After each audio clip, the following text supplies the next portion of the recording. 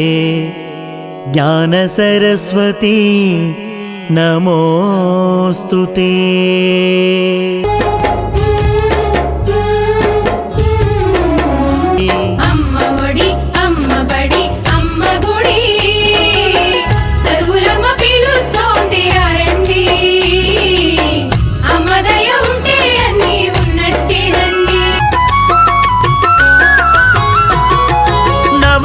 సాలు మోసి జన్మనిచ్చు అమ్మ, ఆ బిడ్డకు జ్ఞానమొసగు అమ్మ శారదమ్మ.